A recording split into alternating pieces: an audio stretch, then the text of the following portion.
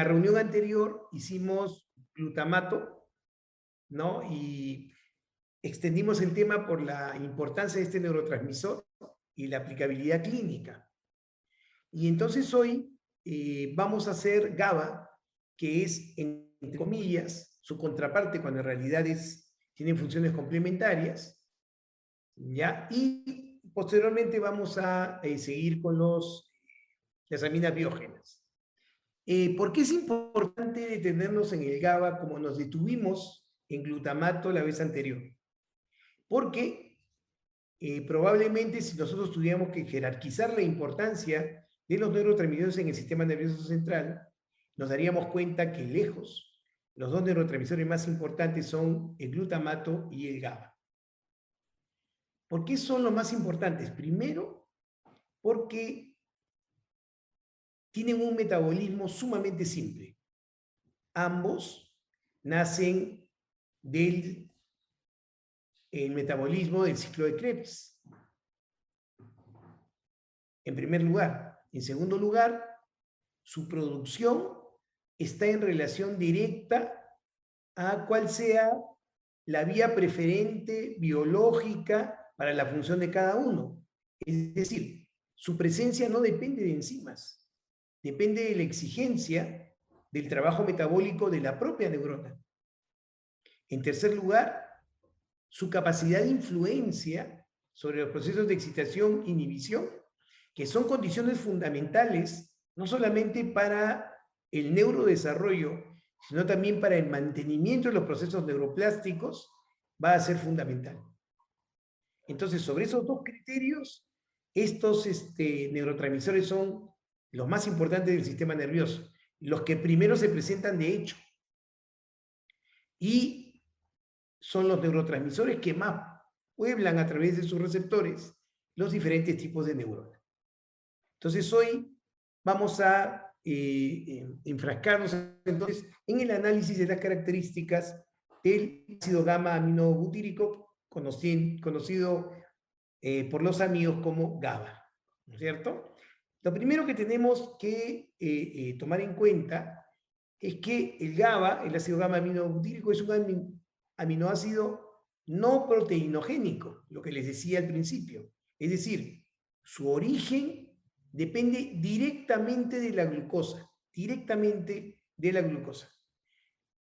y está ampliamente presente en microorganismos, plantas y vertebrados. Es decir, yo sé que muchos de ustedes lo saben, pero para nuestros residentes aclararles que el GABA está distribuido en todo el organismo y que muchas funciones metabólicas, como el control de la glucosa, por ejemplo, o funciones tan aparentemente diversas como el control de la presión arterial o de la frecuencia cardíaca, están también en relación con las actividades GABAérgicas. Es decir, no pensar en el GABA solamente en el cerebro. Y esto es importante porque cuando uno habla paradójicamente de estar tranquilo desde el punto de vista de las preocupaciones, desde el punto de vista del proceso psicológico, cognitivo, es decir, desde el punto de vista de la salud mental, está hablando biológicamente del GABA. Porque al mantener una función GABAérgica adecuada y al mantener el tono GABAérgico alto, la tranquilidad, la disminución de la excitabilidad que uno va a lograr, no solamente va a ser en el sistema nervioso central, sino también en el sistema somático y periférico. Entonces hay que tomar esto en cuenta, por supuesto, en el sistema neurovegetativo. Muy bien. Entonces, uno de los principales neurotransmisores del sistema nervioso, que junto con la glicina están involucrados en 1/3 del total de todos los procesos inhibitorios. Y sus funciones fisiológicas están relacionadas, como les comentaba, en la modulación de la transmisión sináptica y la promoción del desarrollo del sistema nervioso central. Debemos tomar en cuenta que cuando hablamos del desarrollo del sistema nervioso central, nos estamos refiriendo a todo el proceso. Porque todo el proceso de desarrollo del sistema nervioso central dependerá de las características de excitabilidad, tanto de los promotores de las neuronas como de las propias neuronas. Es decir, que la forma más simple de poder entender cómo es que se desarrolla el sistema nervioso, es entendiendo que debe haber un equilibrio entre los procesos excitatorios e inhibitorios. Y debemos comprender que cuando el sistema nervioso se está formando, la posibilidad excitatoria es mucho mayor.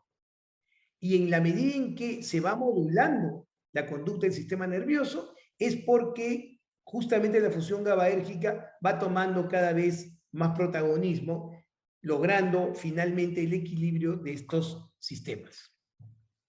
Entonces, el GABA se encuentra con mayor frecuencia en las interneuronas del circuito local, aunque las neuronas espinosas medianas, por ejemplo, del cuerpo estriado, la cerebelosa de Purkinje, son ejemplos de neuronas de expresión GABAérgica. Es decir, en realidad nosotros, cuando hablamos del GABA, no podemos hablar de un sistema GABAérgico o de una vía GABAérgica, puesto que claramente las neuronas GABAérgicas pueden encontrarse en la corteza difuminadas y comportándose más bien como neuronas intercalares, intentando regular la excitabilidad de las piramidales, que son fundamentalmente glutamatérgicas, como pueden formar sí vías más alargadas, sobre todo en zonas como los ganglios basales, fundamentalmente, ¿no es cierto?, para regular la función de este sistema. De ahí la variabilidad y la importancia de este neurotransmisor. Entonces, como les decía, el GABA no solamente tiene propiedades sobre el sistema nervioso central, sino también sobre los sistemas periféricos. Se ha encontrado que el GABA tiene acción antihipertensiva, antidiabética, antineoplásica, antioxidante, antiinflamatoria, antimicrobiana y antialérgica. Todo esto relacionado con la capacidad de poder modular estos sistemas a las exigencias a las que se pone el soma en la vida cotidiana, ¿no? Siempre tendiendo hacia la inhibición de sus procesos. Y eso es lo que les decía. Acá les muestro justamente cómo es que está distribuida la función GABAérgica y verán ustedes que efectivamente hay algunos circuitos, pero a su vez la gran mayoría de sus procesos, ¿no es cierto?, son intercalares, son intercelulares y tienen la función fundamental, como les decía, de regular los procesos de excitabilidad. Entonces no se puede hablar de una vía GABAérgica, tal cual, como sí lo vamos a hacer cuando hablemos de las vías serotoninérgicas, o de las vías dopaminérgicas, o de las vías colinérgicas. En este caso no se puede entender el sistema GABAérgico bajo esta perspectiva, porque tiene una localización ubicua. Pero si forzamos el proceso, vamos a ver que podríamos, por la característica de su distribución, dividirlos en dos sistemas. El primero, el sistema de neuronas de axón corto. Estas neuronas GABAérgicas de axón corto son llamadas también células intercalares, porque, como les decía, se encuentran entre neuronas excitatorias piramidales, ese es el mejor ejemplo, ¿no es cierto?, regulando la función glutamatérgica. Son neuronas esencialmente inhibidoras y se ubican en diversas regiones del sistema nervioso central, como fundamentalmente, como les decía, la corteza cerebral, el cuerpo estriado, el hipocampo y la médula espinal. Y el otro sería el sistema de proyección, fundamentalmente de las células de Purkinje, del cerebelo, que proyectan a los núcleos vestibular y cerebeloso, de las neuronas estriatales, que se proyectan a la sustancia negra, también que nosotros conocemos bien por la dopamina.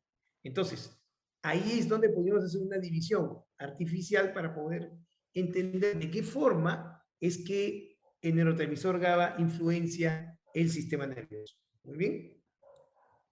Como les decía, es importante entender cuáles son los procesos de síntesis, liberación y recaptación. Tenemos que tomar en cuenta que, vean ustedes, el GABA se sintetiza, como les decía, a partir del glutamato. Y el glutamato viene directamente de la glucosa, directamente. ¿Estamos de acuerdo? Entonces, el GABA se sintetiza a partir del glutamato, gracias a la enzima ácido glutámico descarboxilasa, ¿no es cierto? Y para esta producción de GABA es fundamental la presencia del fosfato de piridoxal, que como ustedes saben, se deriva de la vitamina B6. Por eso la importancia que tiene un buen tenor de vitamina B6 para poder obtener un proceso de excitación e inhibición adecuado en el sistema nervioso central. Luego, los transportadores de alta afinidad, ¿no es cierto? Lo que van a hacer es llevar entonces el GABA hacia las células gliales, ¿cierto? Para ser nuevamente metabolizados y reutilizados, ¿ya? Y de esta forma se finalizará la acción del GABA cuando es liberado en la brecha sináptica. ¿Estamos de acuerdo? Como ven ustedes, los transportadores son fundamentalmente dependientes de sodio. Entonces, tenemos que tener un proceso de excitabilidad adecuado a través de la posibilidad de introducir el sodio dentro de la célula glial, porque va a transportar, como les decía, el GABA hacia las células gliales. Y de esta forma, entonces, la acción del GABA se va a detener. El flujo de la presencia del GABA va a sacrificar la presencia del glutamato. Es importante entender eso, porque en la medida en que haya una mayor producción de glutamato, también habrá una mayor producción de GABA. Si de alguna manera la balanza se inclina a la preferencia de una mayor producción de GABA, el glutamato disminuirá su tenor. Entonces están en una balanza permanente y esto explica en sus acciones excitatorias inhibitorias la importancia, como les digo, de mantener estos procesos. Muy bien. Y entonces, una vez que están dentro de la célula glial, lo que va a suceder es que habrán transportadores que van a llevar a estos aminoácidos también dentro de las vesículas. Pero quisiera con ustedes ver algunas precisiones que son importantes y vamos a aprovechar también para hablar de la glutamina. Es importante recordar lo siguiente. Este es el terminal GABAérgico. ¿Estamos de acuerdo? Una neurona GABAérgica. Vamos a representar su producción a través de esta imagen que representa una mitocondria, ¿no? Entonces, vean ustedes. La glutamina, a través de la glutaminasa, puede pasar a glutamato. ¿Muy bien? Y el glutamato, entonces, pasará a GABA a través justamente de la glutamato descarboxilasa. ¿Estamos de acuerdo? El GABA, entonces, se ha liberado para generar su acción inhibitoria.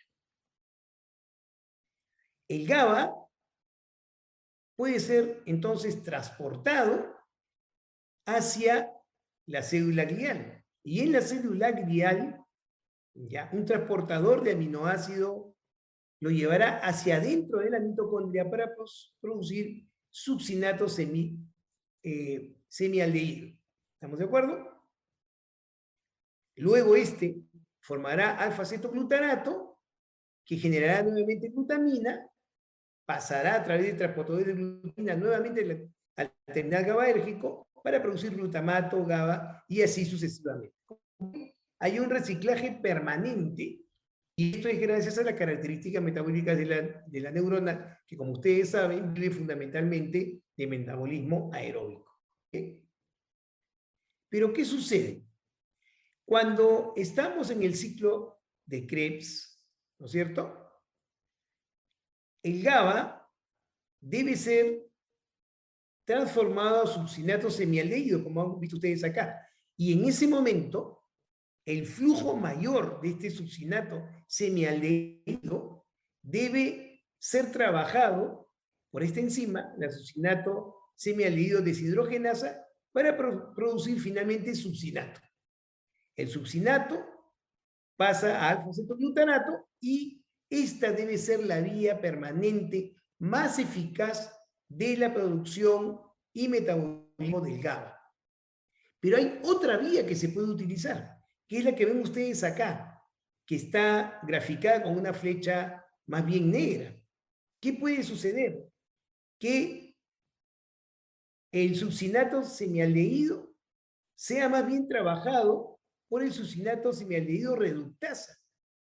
Y eso va a generar una sustancia conocida como gamma hidroxibutirato, que cumple prácticamente las mismas funciones del GABA, pero que tiene procesos sumamente tóxicos.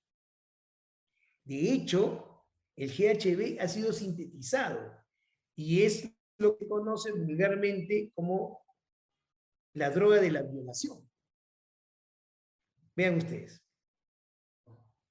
La mayor parte del GABA se convierte finalmente en succinato, como ven ustedes, y pasa el ciclo de Krebs, como hemos visto. Pero hay otra vía que es infrecuente, que es la que le mostraba acá, ¿no es cierto? Donde se ha logrado, como les digo, sintetizar exógenamente la sustancia correspondiente a este metabolismo, como les decía, el gamma hidroxibutirato, que va a producir euforia, déficit de memoria e inconsciencia.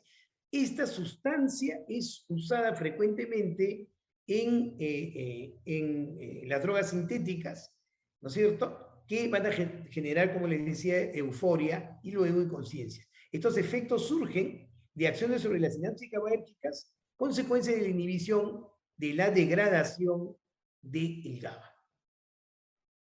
La ausencia, entonces, vean ustedes, de la succinato semialdehído deshidrogenasa, que se puede producir por una falla genética, va a producir una enfermedad que se caracteriza justamente por procesos de excitación, euforia, de memoria e inconsciencia.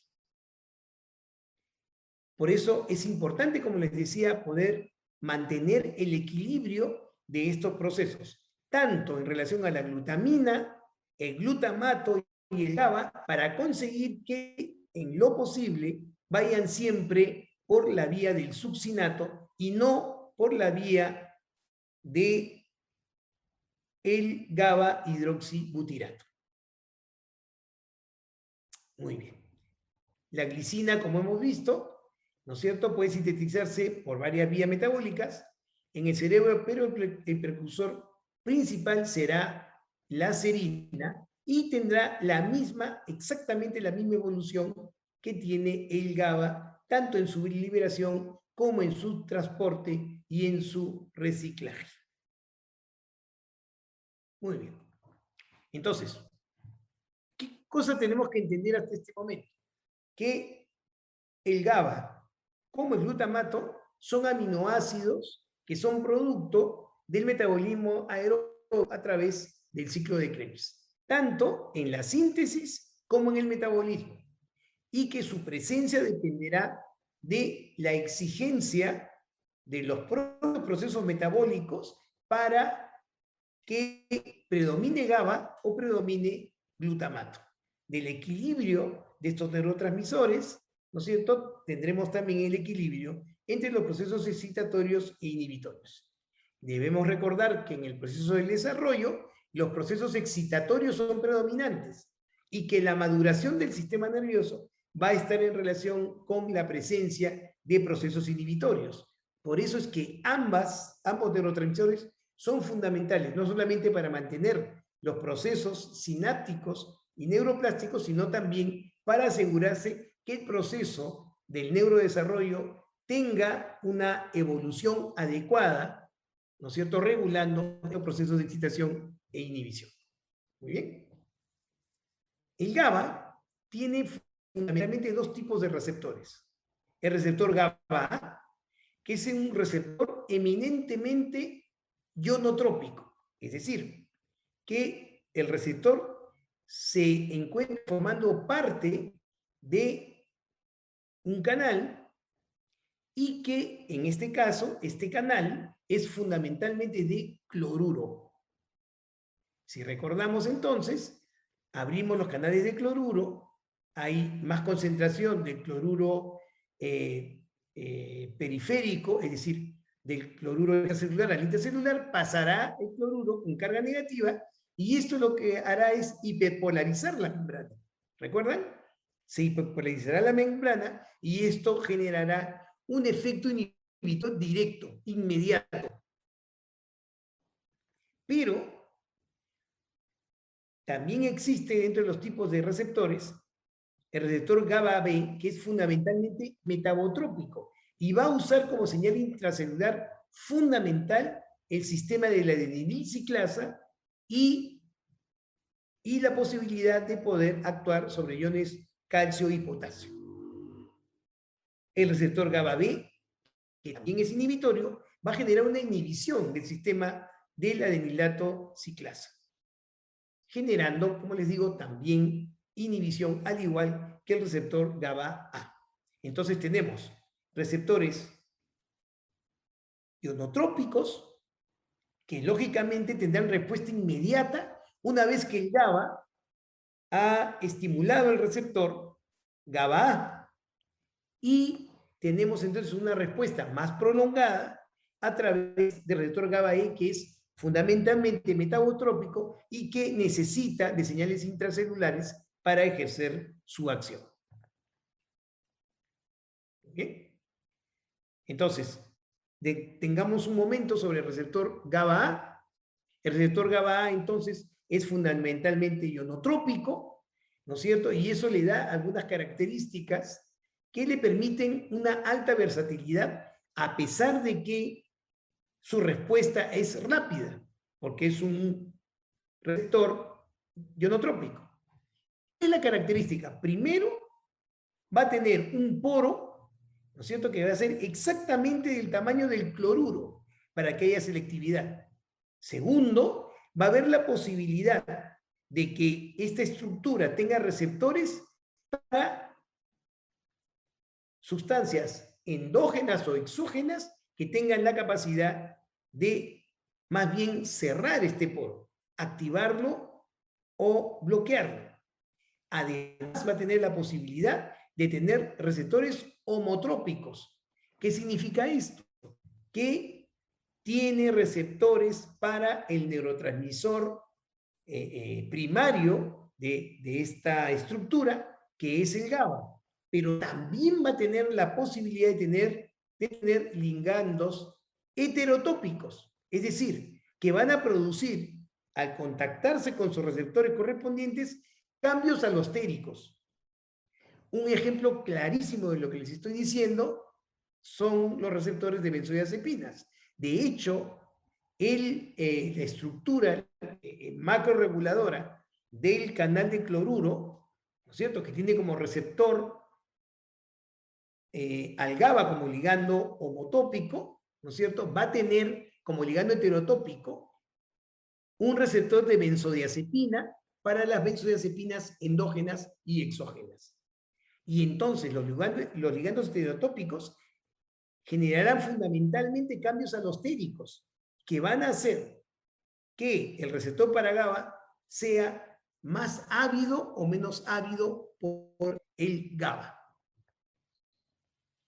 ¿Listo? Entonces, acá tienen la estructura de un receptor GABA-A, ¿no es cierto? El receptor GABA-A está formado por 5 subunidades que dejan entonces ver un poro central, que es el poro que, como les decía, es del tamaño del cloruro, y cada subunidad tiene, como ustedes ven,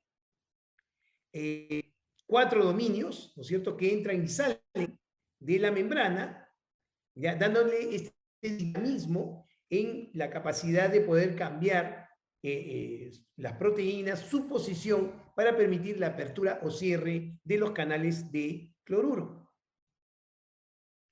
Y acá lo tenemos, vean ustedes. Acá tienen ustedes el receptor GABA, ¿no es cierto?, que forma parte del canal iónico, que, como les decía, tiene 5 subunidades. ¿Ya? Acá tienen ustedes todas las posibilidades de combinación de subunidades, ¿no es cierto? Tenemos la subunidad alfa, que son de 6 tipos, la subunidad beta, que son de 3 tipos, la subunidad gamma, que son de 3 tipos, y otras más. ¿Cómo se construye usualmente un receptor GABA? Con 2 subunidades beta, 2 subunidades alfa y usualmente una subunidad gamma. ¿Estamos de acuerdo? Así es como se forma entonces el poro, teniendo una posibilidad de exposición transmembrana, ¿no es cierto?, que generará, como les digo, el canal de cloruro para su ingreso. Entonces, hay 19 tipos de subunidades GABA. Cada subunidad tiene 4 dominios de transmembrana, como hemos visto. Esta diversidad de subunidades hace que la composición y función de los receptores GABA difieran ampliamente entre los diferentes tipos de neurona. Por lo general, como les había dicho, el receptor GABA consta de 2 subunidades alfa, 2 subunidades beta y otra subunidad más que usualmente es la subunidad gamma. La subunidad beta, ¿no es cierto?, tiene receptor para GABA. Entonces, ese es el receptor primario, heterotípico, para justamente esta subunidad. Y, como ejemplo, les decía, aquellos receptores que pueden generar cambios alosténicos, la subunidad alfa es la que contiene, vean ustedes, el receptor de benzodiazepinas. ¿Estamos de acuerdo? Y se encuentran otros tipos de receptores, como les había dicho. Entonces, esta es la gran posibilidad de regulación de un canal que es sumamente rápido, pero que puede ser regulado a través de la exposición de diferentes receptores en sus subunidades que van a permitir una regulación más ampliada en los procesos de inhibición. Entonces, ¿cómo es? Acá tienen ustedes el receptor GABA A, que está formado, como les digo, por 5 subunidades. Acá tienen ustedes en azul, ¿no es cierto?, una subunidad para que la puedan diferenciar. Cada una de las cuales, como les digo, contienen un dominio extracelular y un dominio transmembrana, ¿no es cierto?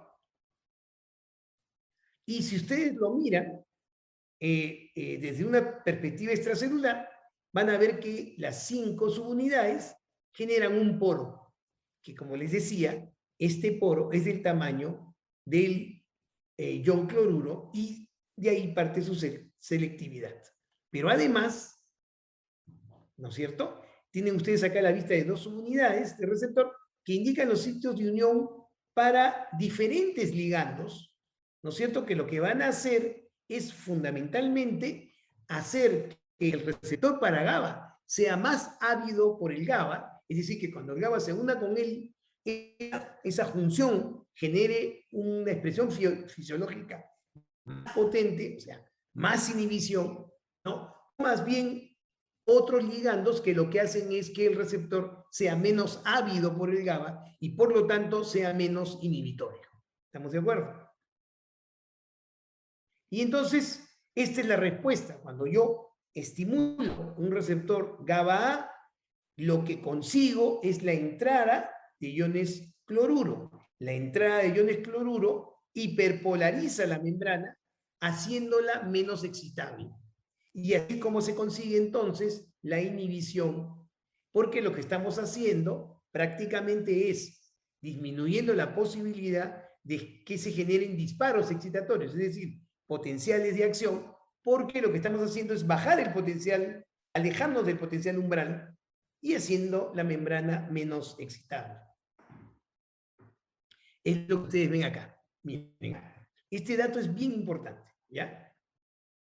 Tienen ustedes acá graficado el potencial de membrana, el potencial umbral, ¿no es cierto? Habíamos dicho que cuando el potencial umbral, ¿no es cierto?, se acerca, cuando la excitabilidad se acerca al potencial umbral, hay más posibilidad de generar un potencial de acción. Pero cuando más bien la neurona se hiperpolariza, ¿no es cierto?, la posibilidad de generar un potencial de acción es mucho menor. Entonces, ¿qué sucede? Cuando el GABA se une al receptor GABA-A, se abren los canales de cloruro. El cloruro hiperpolariza la membrana. ¿Por qué? Porque va a tratar de encontrar su equilibrio electroquímico y el valor de su equilibrio electroquímico es más negativo que el valor del potencial umbral de la neurona. Entonces lo que va a hacer, como ven ustedes, es hiperpolarizar, haciendo más complicado que se pueda generar un potencial, es decir, disminuye la excitabilidad neuronal. Entonces los receptores GABA-A son canales aniónicos activados por GABA, siendo el cloruro el principal ion permeable en condiciones fisiológicas. Como les decía, el potencial de equilibrio electroquímico del cloruro suele ser más negativo que el potencial umbral. Por lo tanto, además, el cotransportador de potasio y cloruro mantiene la baja concentración de cloruro. Recuerden ustedes, si yo abro un canal para que haya flujo de iones, tiene que haber una diferencia de concentraciones. Entonces, el cloruro siempre está más concentrado en el extracelular que en el intracelular, gracias a una bomba de potasio cloruro que permite mantener este desequilibrio químico y permite entonces, como les digo, hiperpolarizar la membrana. La activación de estos receptores GABA provoca un influjo de cloruro cargado negativamente que inhibe las células postsinápticas. ¿Estamos de acuerdo? Pero la pregunta es, si yo les decía, miren ustedes, ¿el GABA es siempre inhibitorio? Yo les había comentado que desde el punto de vista estrictamente fisiológico y de los fenómenos bioeléctricos de membrana neuronal, no se puede clasificar los neurotransmisores en excitatorios o inhibitorios. ¿Por qué? Porque su acción excitatoria e inhibitoria debe depender de varios factores. Primero, el estado previo de excitabilidad de la membrana. Es fundamental. Segundo, las conductas de las bombas de iones que mantienen lo que ustedes acaban de ver, el desequilibrio químico entre el espacio intracelular y extracelular. ¿Estamos de acuerdo? Y tercero, sobre qué tipo de receptor se está actuando. Y vean ustedes, miren qué interesante. Cuando estamos en pleno desarrollo, cuando la neurona es inmadura, hay una predominancia de la bomba sodio-potasio cloruro, que lo que hace es internalizar cloruro dentro del intracelular, al igual que sodio y potasio. ¿Esto qué genera? Esto genera que en los procesos de inmadurez neuronal, es decir, en el desarrollo, hay una mayor cantidad de cloruro dentro de la célula. Por lo tanto, la gradiente va a ser de dentro hacia afuera. Recuerden que hemos visto que normalmente es de afuera hacia adentro. Entonces, ¿qué sucede? Cuando el GABA abre el canal de cloruro, el cloruro sale. Y al salir, ¿no es cierto? Al salir, genera más bien un efecto excitatorio. Y entonces, en el neurodesarrollo,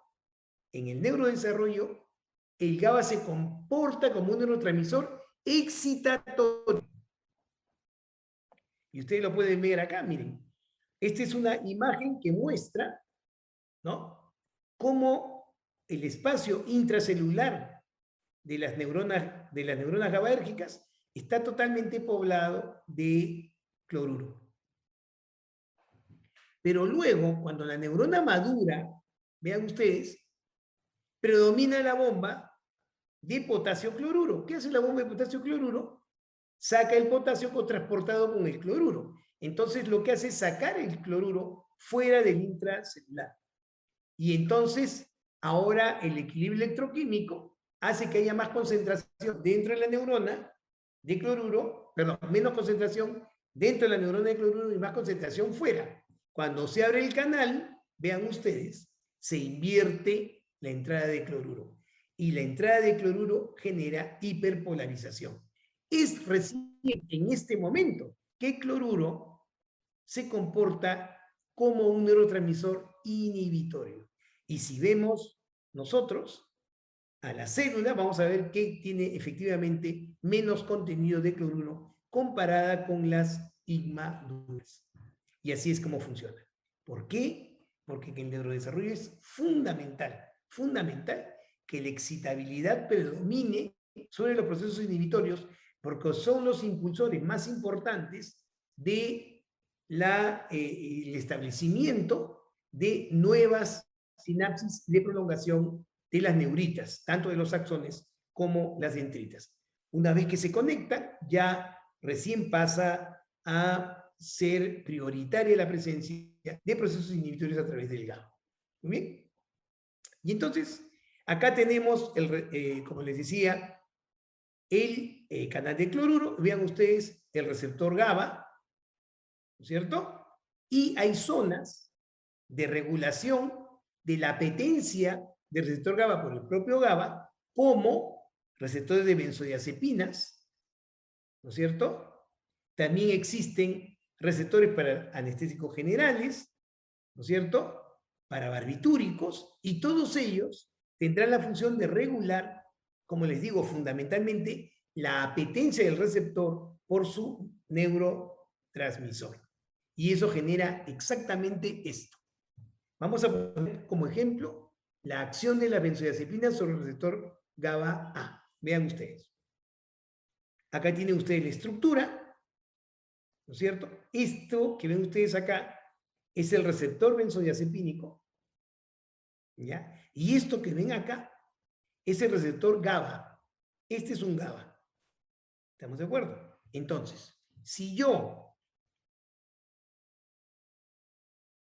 hago que el GABA, que es el agonista absoluto del receptor GABA, ¿no es cierto?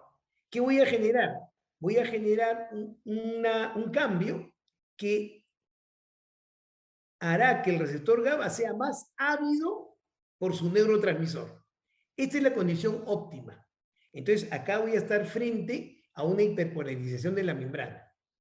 Esa es la razón por la cual, ¿no es cierto?, cuando uno da una benzodiazepina, hace una regulación alostérica positiva, ¿no es cierto?, y eso genera ansiolisis inmediata.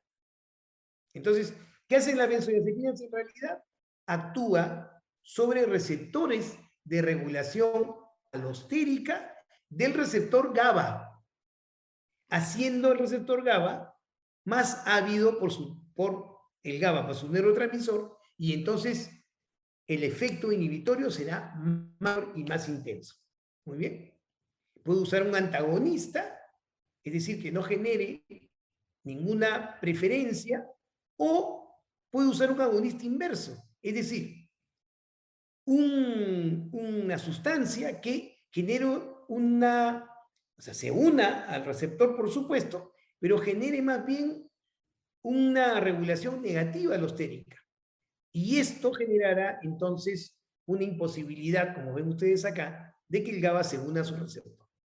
¿Estamos de acuerdo? Entonces, ¿qué es lo importante de la presencia de receptores ionotrópicos en el sistema nervioso central? Es fundamentalmente que yo pueda obtener respuestas rápidas, tanto excitatorias como inhibitorias. Esa es la razón por la cual en el neurotransmisor glutamato, los receptores ionotrópicos son predominantes para obtener respuesta. Es decir, el receptor NMDA, el receptor AMPA, el receptor kainato. Son receptores que forman parte de canales, fundamentalmente de calcio y sodio. Tenemos respuesta excitatoria.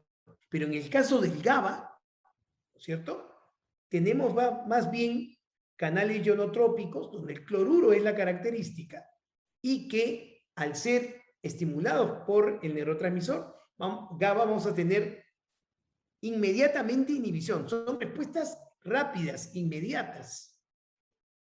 Pero ambos sistemas también tienen receptores metabotrópicos. ¿Recuerdan? El glutamato tiene receptores metabotrópicos que tienen una función más bien de regulación del proceso excitatorio. El GABA también va a tener sus receptores metabotrópicos. Entonces vamos a hablar ahora de los receptores metabotrópicos. Y el receptor metabotrópico por excelencia del GABA es el receptor GABA-B. Es un receptor entonces metabotrópico que tiene una peculiaridad. Miren ustedes, está formado por dos subunidades que se denominan subunidad 1 y subunidad 2. Pero miren ustedes la peculiaridad. La subunidad 1 es la que contiene el receptor para GABA. Y la subunidad 2 es conocida como una subunidad huérfana, porque no es excitada por el neurotransmisor. Pero tiene una característica especial, vean ustedes. Si ven ustedes el receptor, se van a dar cuenta que el receptor 2 es el que está relacionado con la proteína G y el sistema adenililciclato. Entonces, ¿cuál es la característica del receptor GABA-B? Que el GABA-B1 es el que contiene el receptor GABA y el receptor GABA-B2 es el que contiene el aparato para las respuestas intracelulares. Y ustedes me dirán, ¿por qué está separado? ¿Saben por qué? Porque la modulación alostérica que tiene el receptor GABA-B, como lo tenía el GABA-A, está fundamentalmente en el receptor GABA-B2. Acá es donde se hacen las regulaciones alostéricas para que este receptor sea más ávido por la benzodiazepina. ¿Qué les parece? Más ávido por el GABA. ¿Estamos de acuerdo? Entonces, acá la regulación alostérica es intramembranosa. Es intramembranosa.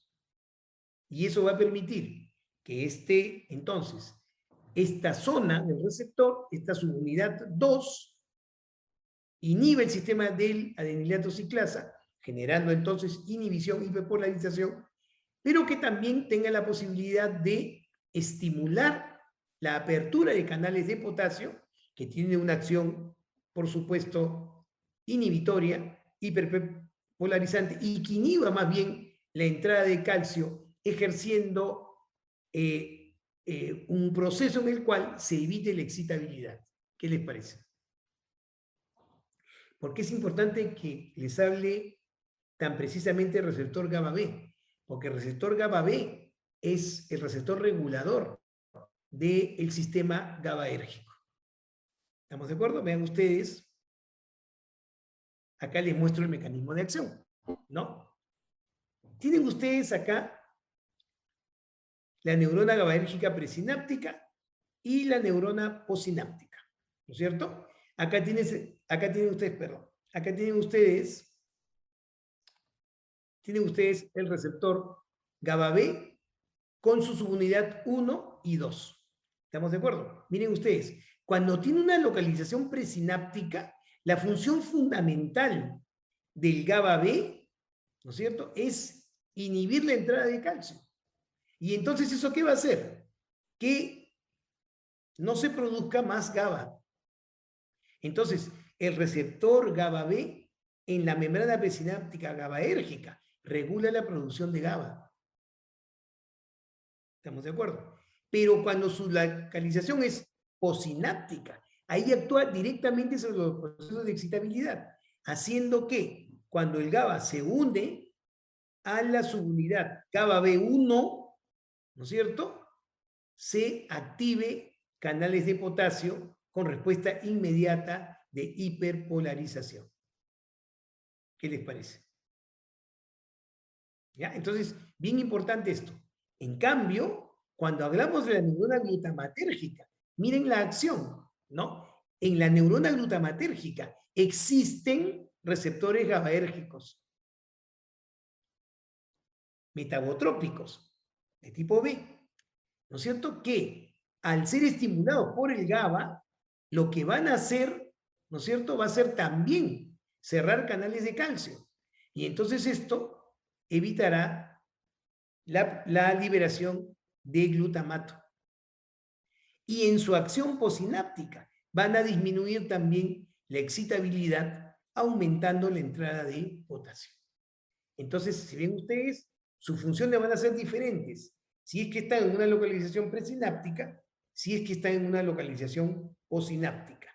Pero sea fuera de la función, van a ver ustedes que siempre el objetivo va a ser inhibir ¿Estamos de acuerdo? En este caso, el sistema GABAérgico, en su proceso totalmente inhibitorio, y en el caso del sistema glutamatérgico, a través de sus heteroreceptores GABAérgicos, se inhibirá tanto la producción de glutamato como también disminuirá su proceso excitatorio postsináptico. Muy bien.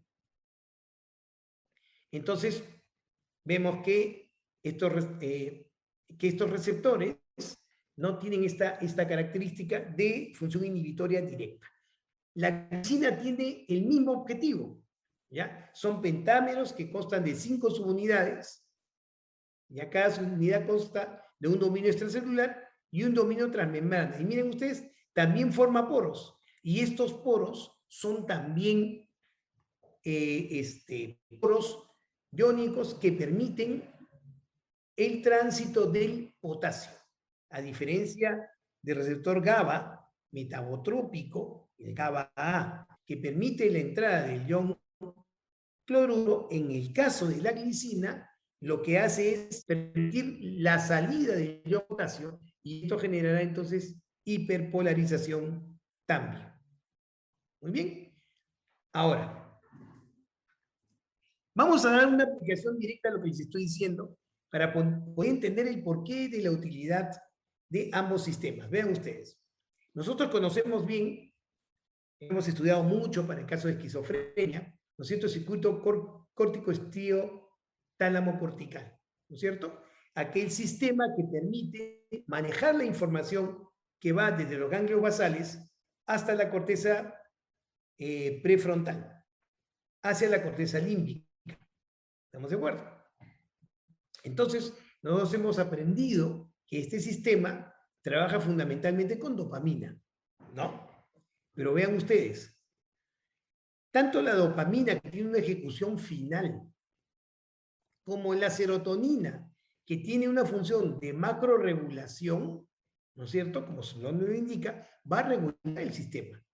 Porque los neurotransmisores más importantes del circuito córtico-estrío-tálamo cortical es el glutamato, que está de verde, miren la corteza y miren las vías, ¿ya? Y el GABA, que está en azul y que está en líneas punteadas como una muestra de procesos inhibitorios. Entonces, miren ustedes qué importantes son estos neurotransmisores en la regulación. El circuito córtico-estrío-tálamo cortical tiene una vía directa y una vía indirecta. ¿Estamos de acuerdo? Y de la regulación de esas dos vías es que va a tener como resultado una función adecuada. Entonces, la vía directa, ¿ya?, influencia fundamentalmente sobre la corteza orbitofrontal, la corteza prefrontal ventromedial y la corteza cingulada anterior, que, si ustedes recuerdan, todas ellas están dirigidas fundamentalmente a poder iniciar el movimiento, ¿ya? Darle intencionalidad al movimiento e iniciar el movimiento. Entonces, ¿cómo funciona? La corteza producirá fundamentalmente glutamato, que actuará sobre el sistema estriatal. El sistema estriatal es fundamentalmente GABAérgico. ¿Se dan cuenta? Acá están las neuronas GABAérgicas. ¿Estas neuronas qué van a hacer? Van a aumentar la producción de GABA y actuarán sobre el globus pálido interno. El globus pálido interno también es GABAérgico. Entonces, ¿qué estamos haciendo en realidad? La estimulación de la corteza sobre el estriado va a generar una imposibilidad de poder inhibir al tálamo. ¿Y sabe qué neurotransmisor tiene tálamo? Glutamato. Y entonces tenemos como respuesta una excitabilidad cortical. ¿Se dan cuenta? Entonces, ¿cuál es la función de la vía directa del circuito córtico-estrío-tálamo cortical? Es el inicio y continuación de las conductas. ¿Qué les parece? Entonces, ¿qué tenemos claro? En el sistema córtico-estrío-tálamo cortical, ¿no?, es fundamental para la regulación de la coordinación entre el movimiento y el pensamiento. entre la planificación del movimiento y la ejecución del movimiento. La responsabilidad del inicio será fundamentalmente de la vía directa, que está relacionado justamente con la motivación. Al final, el efecto es excitatorio, pero vean ustedes lo que tuvo que pasar para que el efecto sea excitatorio. Tuvo que actuar el sistema GABAérgico, inhibiendo la inhibición. Si no, no es posible. Y solo así, liberando la acción del glutamato. ¿Se dan cuenta? Entonces, ¿cómo funciona la vía indirecta? La vía indirecta depende fundamentalmente de la corteza prefrontal dorsolateral y la corteza prefrontal dorsomedial. Y si ustedes recuerdan, estas cortezas más bien nos va a permitir regir e inhibir el movimiento. ¿Estamos de acuerdo? Y miren cómo lo hace. Entonces, la corteza, vean ustedes, va a estimular el estriado y el núcleo subtalámico. Al ser estimulado el estriado, ya sabemos, se produce GABA. El GABA actúa sobre el globus pálido externo. ¿Qué tiene? También tiene GABA. Al inhibirlo se produce poco GABA y entonces no se puede inhibir al tálamo, al núcleo subtalámico. ¿Y el núcleo subtalámico qué va a hacer? Va a estimular a la sustancia negra compacta, al globus pálido interno y a la sustancia negra reticular. Respuesta, va a haber entonces una producción de dopamina, por supuesto, ¿no? Y vean ustedes una sobreinhibición del tálamo que evitará o disminuirá la producción de glutamato. ¿Para qué sirve esto? Esto sirve justamente para inhibir, cambiar o corregir las conductas. ¿Qué les parece? Entonces, vean ustedes, ¿de qué dependió esto? ¿Cuál fue el camino final del sistema indirecto? Inhibir. Pero paradójicamente para inhibir tuvo que haber gran excitabilidad de parte del glutamato. ¿Para qué? Para poder inhibir a través del GABA. ¿Qué les parece? Entonces, cuando nosotros estudiamos esquizofrenia y tratamos de explicar todo lo que sucede a través de la dopamina, nos queda corto. Nos queda corto. Porque hay procesos anteriores que son fundamentales. Los procesos glutamatérgicos y los procesos GABAérgicos. Por eso, ya ustedes saben que se ha diversificado absolutamente la teoría dopaminérgica de la esquizofrenia y hoy procesos como el neurodesarrollo, los que se compromete justamente el GABA y el glutamato. Recuerden ustedes, la poda neuronal que se altera en la esquizofrenia está en relación con una alteración de los procesos de excitación e inhibición que se dan justamente acá. Y son alteraciones GABA-glutamato, neuronas glutamatérgicas, neuronas GABAérgicas. ¿Qué fue primero? Por eso hoy estudio sobre la función glutamatérgica y GABAérgica en relación a las regulaciones gruesas son probablemente el foco de mayor atención para poder entender mejor las enfermedades de nuestras áreas. Pero además, todas aquellas sustancias que hemos visto que pueden producir cambios alostéricos sobre los receptores, tanto metabotrópicos y ionotrópicos de glutamato, como de los receptores ionotrópicos y metabotrópicos del GABA. Muy bien. Conclusiones.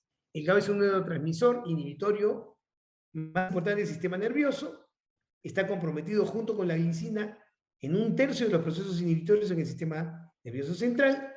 Es responsable del fino equilibrio excitatorio inhibitorio y además interviene activamente en la regulación de la función sináptica y hemos visto claramente en la maduración del sistema nervioso central. Sus funciones fisiológicas están relacionadas con la modulación de la transmisión sináptica y la promoción del desarrollo del sistema nervioso central. Muchísimas gracias por su atención. Ahora sí, los invitamos a todos a hacer sus preguntas. No antes sin mencionarles que les estamos compartiendo el link en el chat donde ustedes van a poder descargar la primera clase brindada en el mes pasado. Y ya tenemos una primera pregunta. Entonces, la primera pregunta que nos hacen es, ¿cómo se explicaría la respuesta paradojal de las benzodiazepinas a partir de la información que nos ha brindado hoy? Excelente pregunta. Justamente, miren, permítanme, voy a tratar de que nos ubiquemos nuevamente en los procesos que acabamos de describir del GABA. ¿Ya?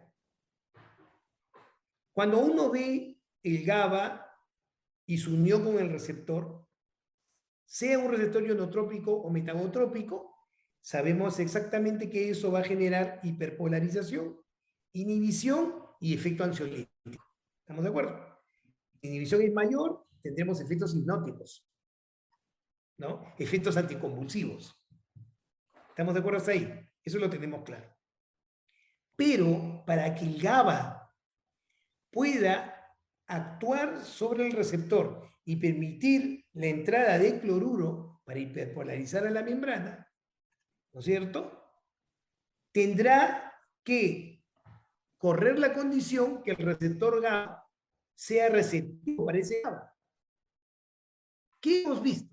Que para que el receptor GABA sea receptivo, más receptivo al GABA, ¿no? Existen receptores que producen cambios alostéricos y que pueden hacer que sea más receptivo al GABA.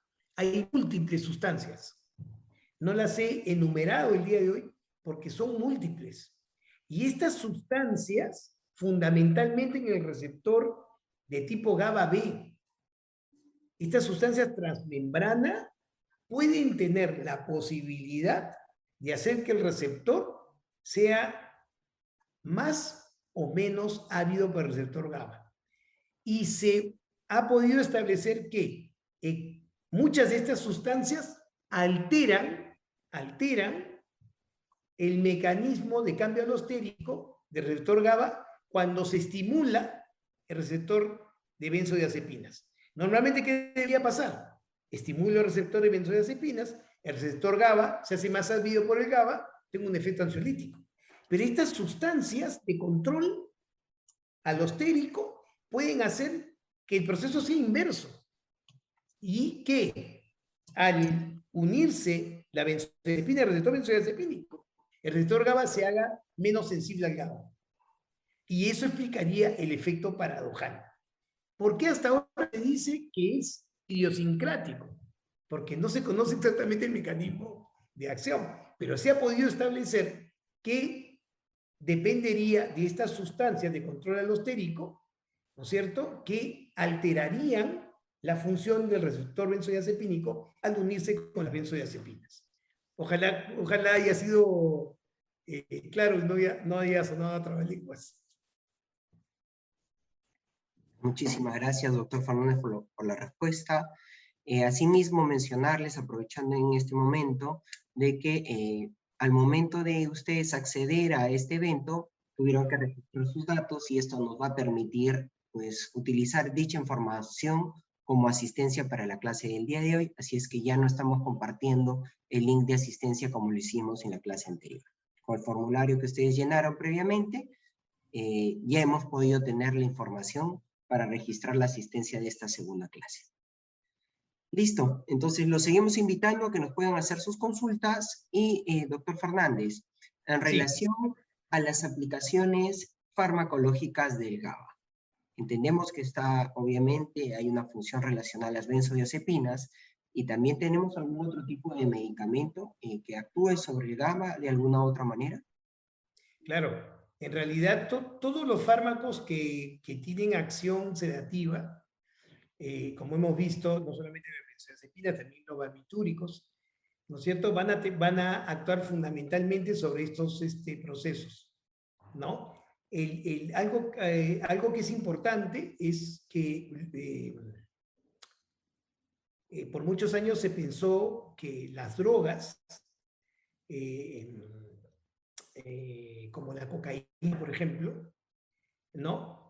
Alteraba el sistema de los ganglios basales, sobre todo en el sistema, la parte que constituye el sistema del placer, y que esto estaba en relación con muerte celular de neuronas fundamentalmente glutamatérgicas, ¿no?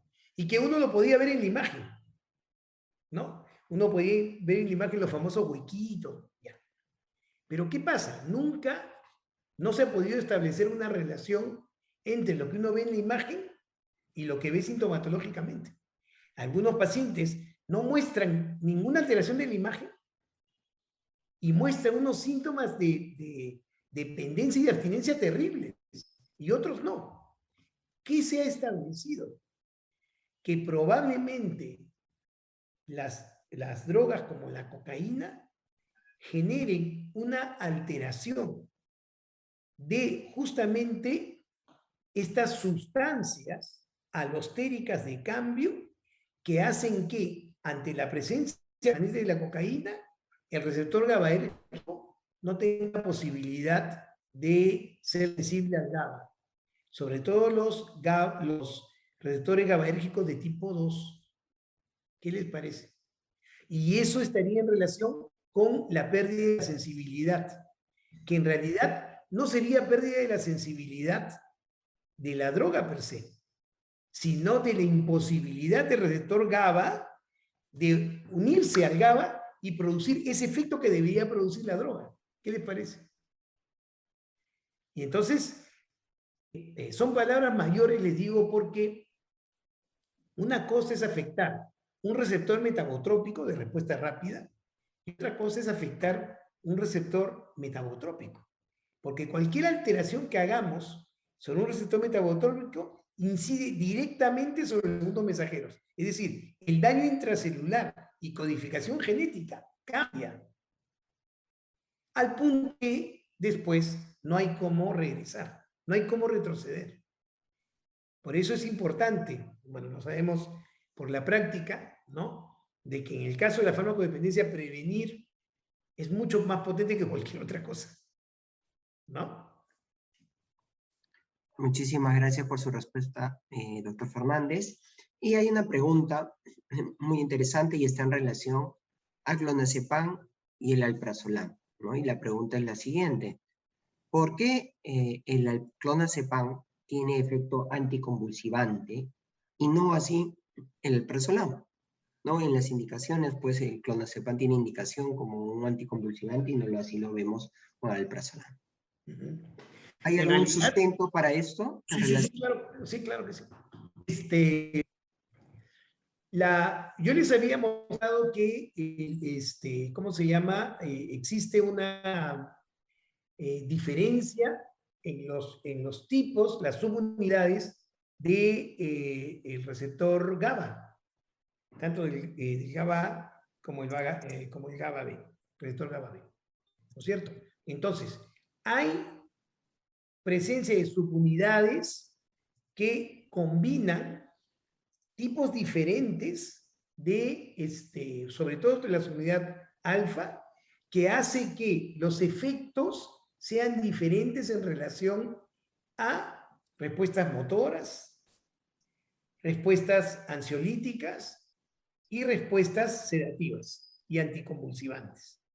¿Estamos de acuerdo? Entonces, dependiendo de las características de las subunidades, es que vamos a tener una respuesta diferente por cada benzodiazepina. En lo estricto, todas las benzodiazepinas tienen el mismo mecanismo de acción.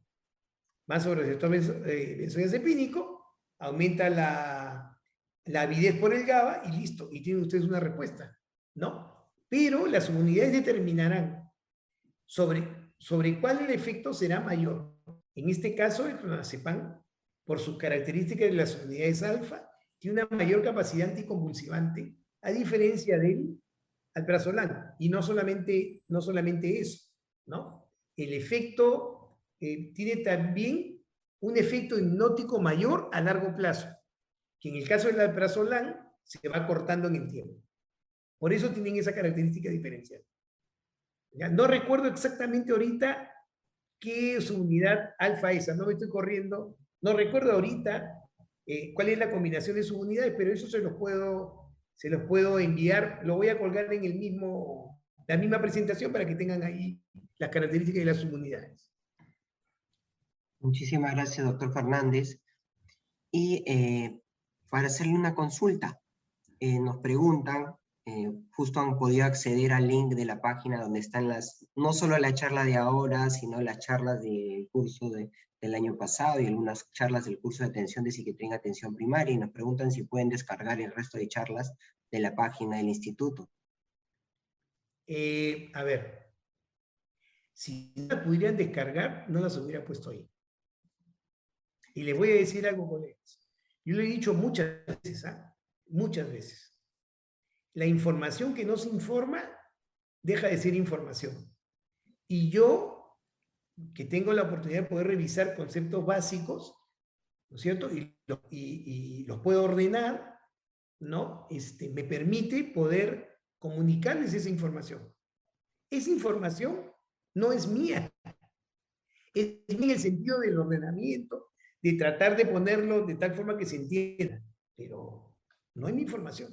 Y si yo puedo de alguna forma colaborar con ustedes teniendo información y poderla obtener a través de gráficos, para mí es un placer y es un honor. De todas maneras. ¿Ya? Tomen todo lo que quieran.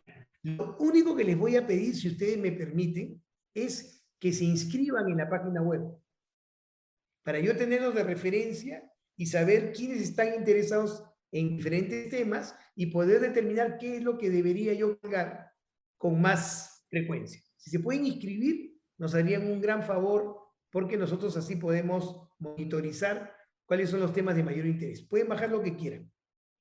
Muchísimas gracias, doctor Fernández. Más bien aprovechando, mencionar nuevamente que con la información que ustedes han brindado al momento de acceder a la charla, ya no es necesario brindar el link de asistencia, porque esa información que ustedes han brindado nos sirve para armar nuestra lista de asistencia para esta clase y las siguientes.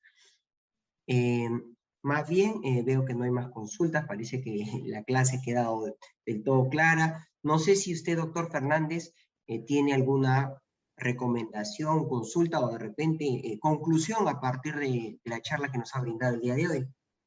Correcto. Miren, ¿por qué me he extendido en estos dos neurotransmisores? ¿Por qué? Porque para poder comprender serotonina, dopamina, acetilcolina, que son neurotransmisores más amigables porque se acercan más a la clínica, ¿ya? Tenemos que entender la diferencia entre un receptor ionotrópico de uno metabotrópico. Le voy a poner un ejemplo simple, ¿ya? Hay fármacos que no producen cambios a largo plazo. Los fármacos que no producen cambios a largo plazo, ¿sabes cuáles son? Los fármacos que directo o indirectamente actúan sobre receptores ionotrópicos. Porque no es como cambiar el canal. ¿Estamos de acuerdo? Los fármacos que producen respuestas rápidas son fármacos que directo o indirectamente actúan sobre receptores ionotrópicos. Los fármacos que pueden producir cambios estructurales de neuroplasticidad que se mantengan en el tiempo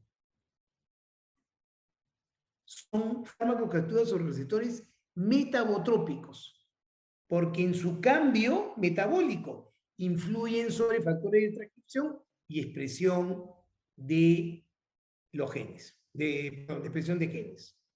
Entonces, ahora yo podría entender por qué un antidepresivo puede, entre comillas, ser curativo en un primer cuadro depresivo. ¿Por qué yo apuesto a dar el antidepresivo en la posibilidad de que el paciente no recaiga? No, porque los antidepresivos todos actúan sobre receptores, directo e indirectamente, sobre neurotransmisores de receptores metabotrópicos fundamentalmente. ¿Estamos de acuerdo? Entonces, eso es lo que tenemos que tomar en cuenta, ¿ya? Si yo estimulo un receptor metabotrópico, tengo cambios a largo plazo.